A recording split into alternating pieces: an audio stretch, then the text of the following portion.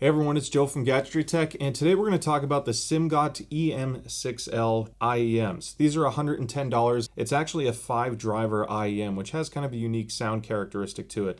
More drivers is not always better, but it also means it's not always bad either. It's just a matter of how it's tuned. So I want to start with the basics. This was sent to me by Simgot for review. Huge thanks to them. No monetary exchange. They've actually, interestingly, we're really concerned with feedback, not to shape the review, but to see what they can improve or what I did not like about it. I've reviewed other Simgot products in the past. In fact, I have the EA500, which I really like. But I wasn't as much of a fan of the EM2R in the past. So I'm really happy to at least have that experience with them where they're trying to look for anything that I do or don't like to potentially either shape or tune future products to address something that maybe their prior ones haven't. So it's pretty cool to see. It had no impact on the review. I haven't actually given them direct feedback on what I think about this because I wanted the review to come out first. So let's start with the basics. Let's start with accessories, because at $110, this is probably the most disappointing part, because it's honestly such a great IEM at $110 that I have to find something, right? Something usually has to give. The accessories are pretty basic. You have a simple case, which I actually like this more than the leather diaper pouch type stuff. This is more handy for actual day-to-day use because it has a zipper and is a little bit of a kind of like a hard shell to it. So as far as protecting your IEMs on the go, this is convenient. Now this is also large enough to fit a DAC. So if you're using something like the Quidolix 5K, you can stuff that on either side and then put the IEMs on the other. It'd be good to go there, or just a dongle, whatever it may be.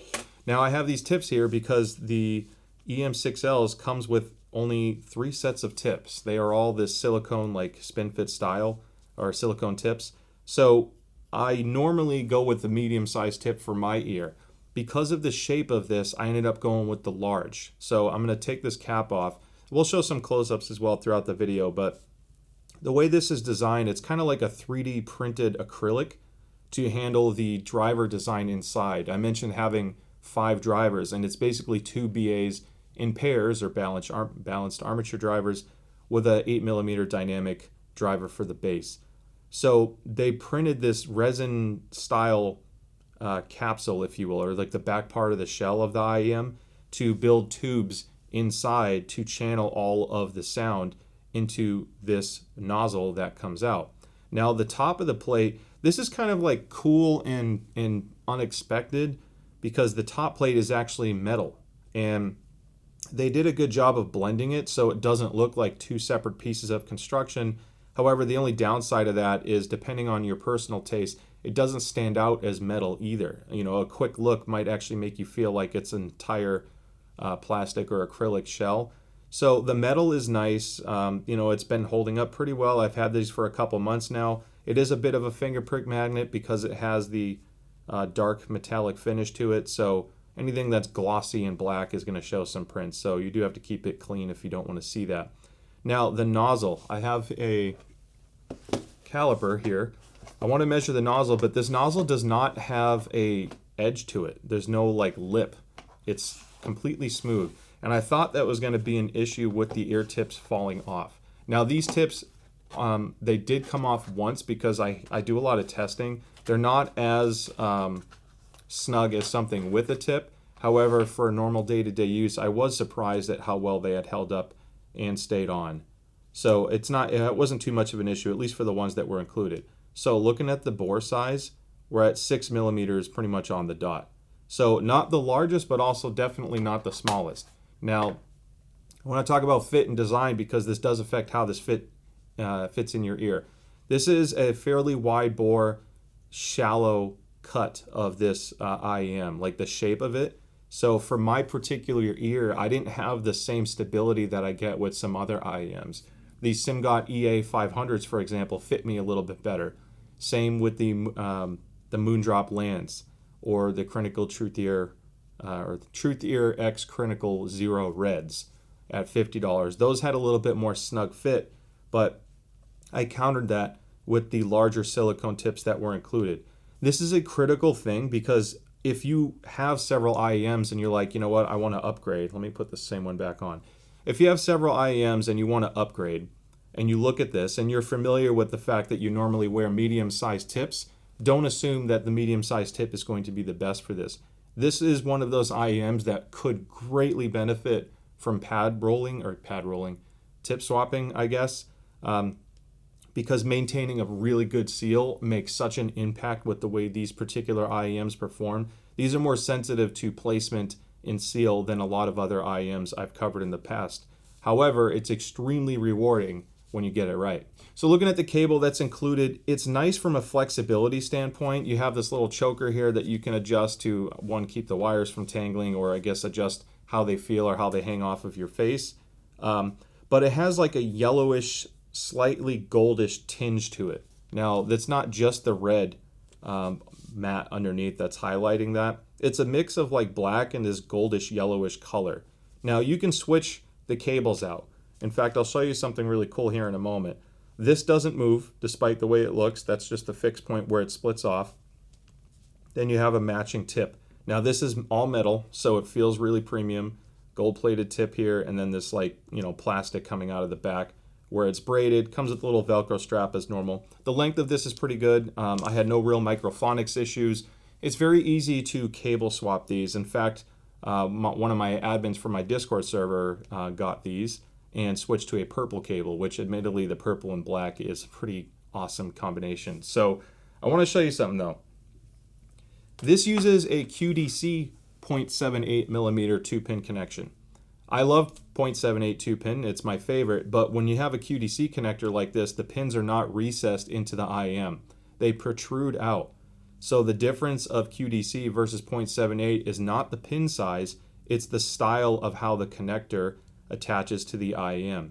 Now, there's talk of some of these being reverse polarity, but if they're both reverse, you're not going to know. It's basically either both with the positive on the front or the back. It's not really going to affect anything from imaging because they're always going to match. So, I plan on talking about these for gaming, but I want to show you this cable real quick.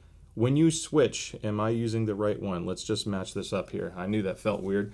Okay, so I want to show you why it's important to call out the QDC. So I can put this in, right? Now, this is sticking up about, I don't know, let's say 2 millimeters. Let's measure the exact amount. 3 millimeters higher. 2.5 millimeters on this. Higher than it would have if I had a standard 2-pin IEM.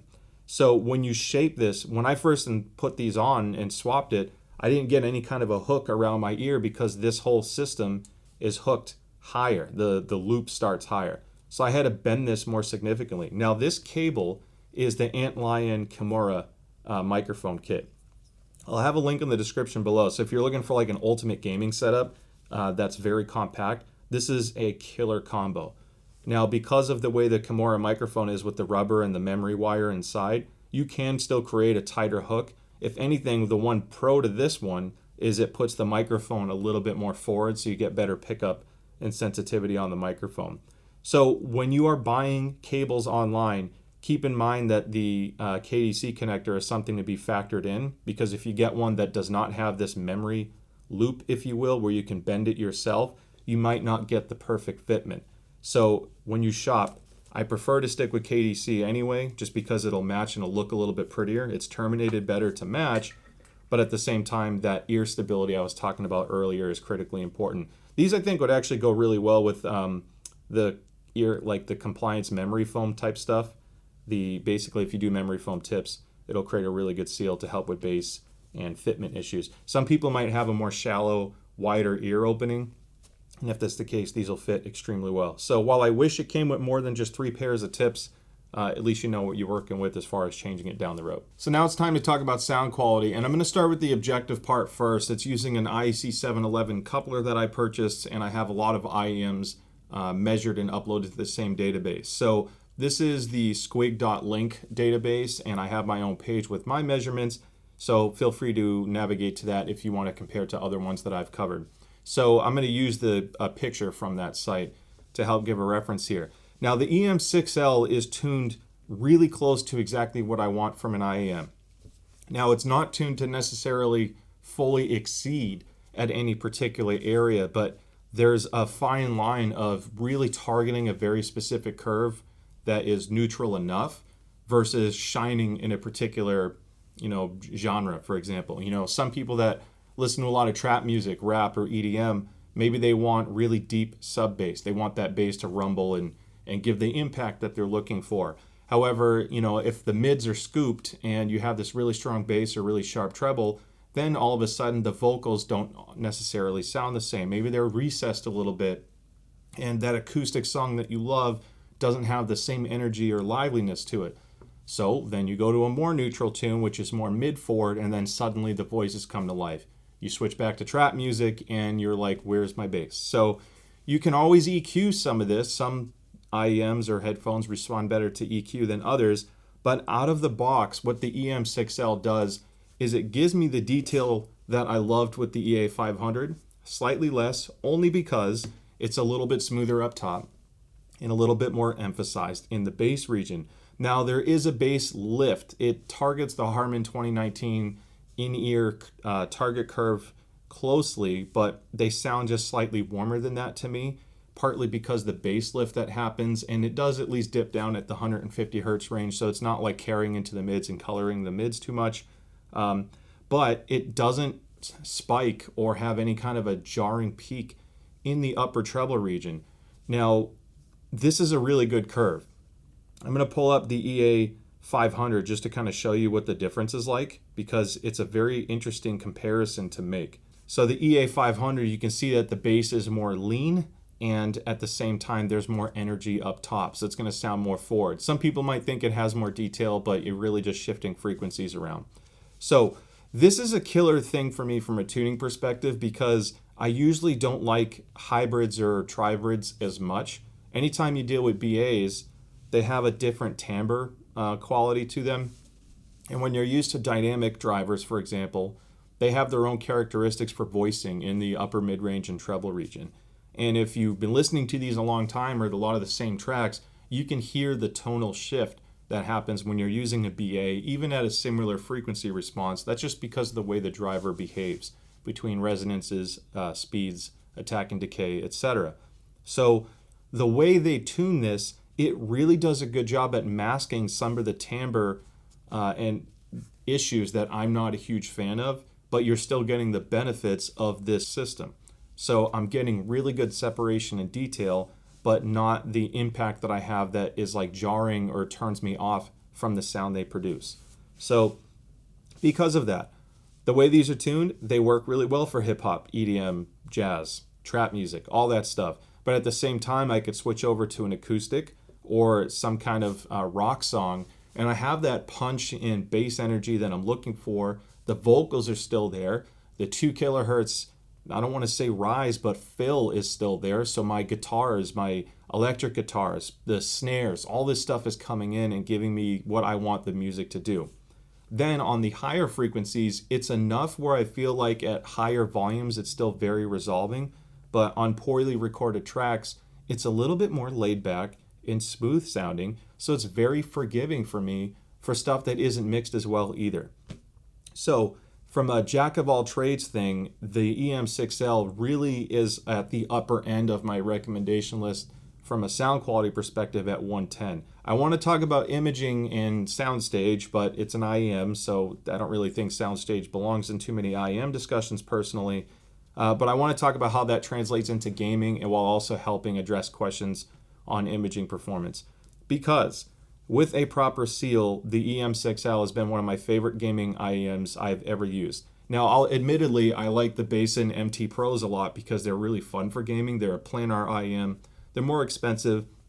The tuning is kind of wonky for music, but they produce some really fun soundscape characteristics, if you will, for gaming. So they've been a blast. However, this is giving me some of the same detail, separation, and imaging that I like and fun that I like with the Basin MT Pros, while also simultaneously being excellent for music from a tonality perspective. The $110 price point paired with an Antlion Kimura and a really cheap DAC, like a $10 Apple dongle DAC, is going to give you insane levels of performance under $200, and it's very portable and easy to travel with. So when it comes to FPS, imaging and detail combined is fantastic. What happens when This is the hardest thing to show in a measurement. So if there's an explosion or some crazy stuff happening in the game or song, when you're dealing with macro dynamics, the ability to still separate detail and give you clear imaging and layering to the track becomes a challenge in budget audio products. It tends to muddy together a little bit and it creates a confusing mess. That's why a lot of FPS headsets are tuned with a bass reduction, or esports EQs have a bass reduction, because the headphones simply cannot keep up with all of the stuff at once. You lose the detail. That's not the case with the EM6L. I can have the immersion and the explosions and the weight to the footsteps I like, while simultaneously being able to track footsteps, loot crates, all the parachutes coming in. It's so easy for FPS. It feels so natural, and it really is a noticeable advantage when scenes get more complex. When the scenes aren't complex and it's really straightforward, a lot of headsets and IEMs are going to do absolutely fine. It's all of these details that become an issue, and this is what blows me away at this price range, because I got impeccable imaging, I got really good soundstage in my head. The way this sound is presented in my head kind of creates a nice virtual holographic sound, but not by being fatiguing either. So it's a really nice blend. That non-fatiguing sound is really important for gaming and extended music listening sessions, because you don't want it too loud. You don't want to have to turn it down if a sharp spot hits you. They're just amazing. I really didn't feel like I wanted to EQ them at all. I just want to plug them in and play. Now, depending on your source, if you're using a PlayStation controller or an Xbox controller, they tend to be a little bit more compressed, slightly more bassy because of that compression. So you may find them to be a tad dark on that. If you do find them a tad dark, then the Simgot EA500s might do a little bit of a better job there. However, if you have a decent DAC, or if you don't mind the extra bass, the EM6L is a better performer, especially for gaming. Now that about wraps up the review, and I love the EM6L. It's definitely one of my go-tos now, and it's not perfect though. You know, for $110, I can't think of anything that really competes from a sound quality perspective when it comes to the whole picture. Your dynamics, your imaging, the layering of instruments, the tonality of it. It really is an exceptionally tuned IEM. I think the drawbacks at 110 are, I wish the cable was slightly different. I wish they didn't use QDC. That's just a personal preference, because I like having the versatility of all the other cables I purchased. And I wish it came with a few more tips, because people may not be happy with the small, medium, large as far as getting a good seal, and you're adding a little bit of extra cost by purchasing a better pair of tips, in my opinion. Other than that, I think overall it's pretty close to a home run, and I really like these. So hopefully you liked the video. Don't forget to like and subscribe. I'd love to see you at a future one.